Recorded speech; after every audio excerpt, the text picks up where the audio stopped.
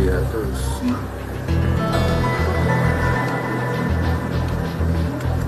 pastikan sabar ya.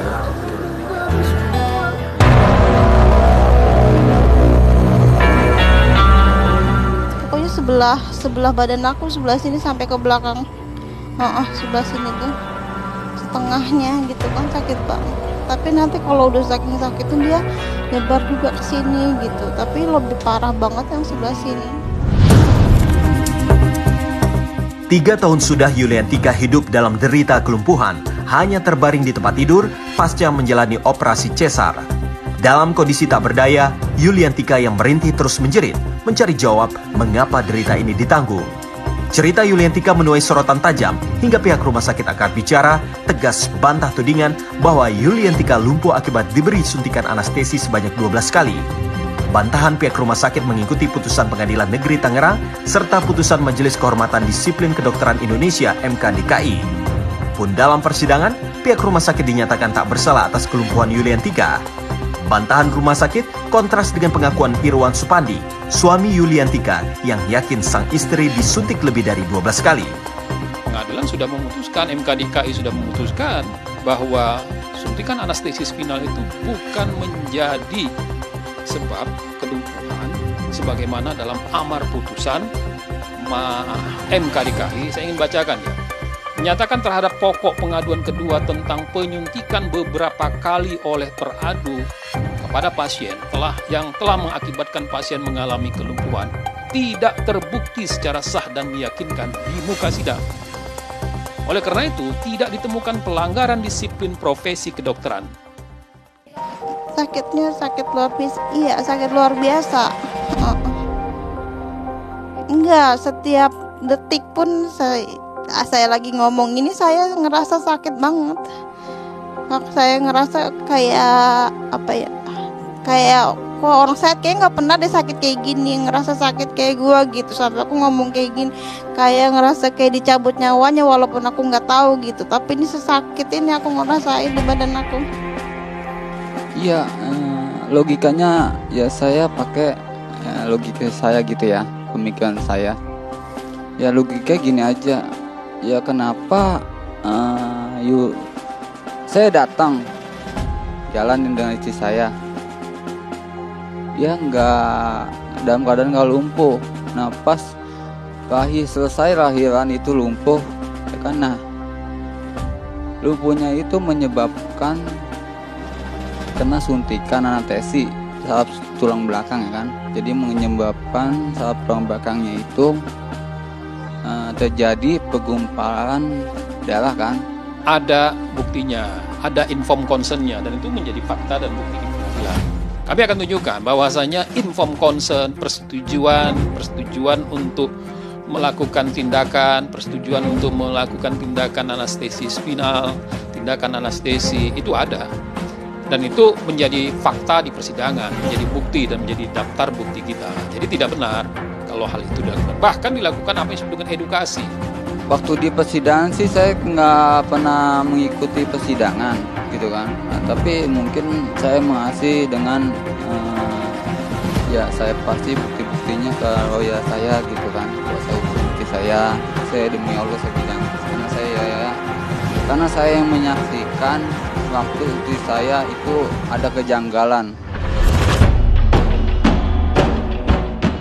Meski kantongi kemenangan di pengadilan, pihak rumah sakit sejatinya telah lakukan mediasi dengan Yuliantika. Jalan damai itu ditolak hingga berujung di Pengadilan Negeri Tangerang. Jalan hukum yang ditempuh Yuliantika lantaran merasa ganjal dengan pihak rumah sakit pun jalur mediasi dipandang memojokkan pihak Yuliantika. Saya mau tunjukkan bahwasanya kita sudah melakukan upaya-upaya mediasi. Upaya mediasi sudah dilakukan, tidak terjadi, bahkan proposal sudah diajukan oleh kuasanya. Tetapi karena tidak ada kesepakatan dalam hal bagaimana mencari solusi dalam hal ini, ya pihak pengadu, Yuliantika mengajukan pengaduan kepada MKDKI, kemudian gugatan Pengadilan Negeri Tangerang. Bahkan sebenarnya sudah ada upaya untuk melakukan laporan pidana, tapi itu tidak bisa dilakukan karena memang harus menunggu putusan MKDKI. Kan dia kan berjanji waktu itu waktu saya dipertemukan dengan dokter anestesi. Waktu dokter anestesi dia akan bertanggung jawab sampai full kan, sampai sepenuhnya dia akan menangnya. Itu yang saya pegang. Kita mengadakan mediasi, nah tapi didatengin, yang ada datang intimidasi, saya datang. Pengakuan pihak rumah sakit tegas dibantah Irwan Supandi, suami Yuliantika. Bagaimanapun, dirinya yang punya bukti foto terkait suntikan anestesi sampai 12 kali merasa ada yang ganjal dari sikap rumah sakit. Tak hanya tempuh jalur mediasi, mereka pun berulang kali membujuk Irwan untuk menyebut berapa uang yang diminta asalkan persoalan ini tak sampai terungkap ke publik. Sementara itu, pihak rumah sakit menyebutnya sebagai tindakan simpati serta empati, mulai dari membawa Yuliantika ke rumah sakit rujukan hingga tanggung semua biaya pengobatan. Dia meminta semacam bagaimana menyelesaikan apa dan berapa biaya yang harus di-cover untuk kebutuhan. Rumah sakit justru menganggap bahwa ini adalah bagian daripada kebaikan dan empati dari rumah sakit. Bukan proposal itu justru menganggap menjustifikasi bahwa ada kesalahan yang sedemikian rupa diakui dengan proposal tersebut. Saya itu cukup aneh. Kenapa pihak rumah sakit yang memberikan saya mobil, bahwa saya ibaratnya mau ngasih saya mobil gitu kan, mau nunjukin bilang ke saya, nyebutin ayo mau minta uang berapa aja sebutin, minta saya kasih, tapi asalkan cabut kasus ini, dia bilang gitu kan, jangan sampai booming.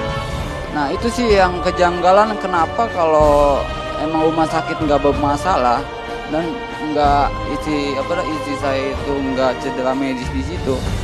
Nah kenapa dia menawarin uang ke saya?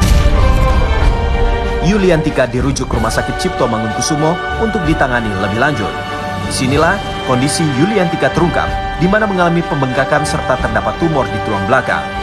Adanya pembengkakan disinyalir akibat belasan kali dilakukan suntikan anestesi. Rumah sakit juga membawa Nyonya Yuliantika ke rumah sakit rujukan RSCM, dan sudah ada perawatan, sudah ada tindakan, sudah ada pemeriksaan penunjang, dan hal itu juga kami ajukan di pengadilan sebagai bukti bahwa rumah sakit memberikan empati, memberikan perhatian dan perawatan yang terbaik pada rumah sakit rujukan.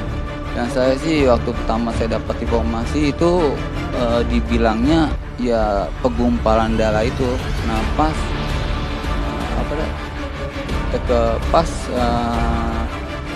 yang kedua saya dapat informasinya itu keputusannya itu ada tumor di tulang belakang nomor 11. Yuliantika hanya terbaring tak berdaya. Perjuangan untuk menjalani pengobatan berujung gagal lantaran pihak rumah sakit meminta resume rekam medis pertama. Ironisnya, berkas itu tak ada di tangan Irwan Supandi karena tak diberikan pihak rumah sakit. Tapi benarkah Yuliantika tidak meminta berkas tersebut? Rekam medis itu adalah milik rumah sakit. Resume rekam medis itu dapat diberikan maupun dicatat maupun dikopi oleh pasien atau keluarganya. Dan ketika gugatan ini diajukan di Pengadilan Negeri Tangerang, kami membantah tidak benar tidak diberikan rekam medis. Nah, berdasarkan peraturan Menteri Kesehatan itu dapat diminta, dan pada faktanya itu tidak diminta. Setelah itu kan pasien juga dirujuk dan dirawat di Rumah Sakit Cipto RSCM. Nah, dan itu tentu ada tindakan medisnya, ada pemeriksaan penunjangnya, ada asuhan medisnya. Dalam hal itu, rekam medisnya ada di Rumah Sakit Cipto RSCM. Nah, kalau pasien menginginkan rekam medis tentang kondisi, bagaimana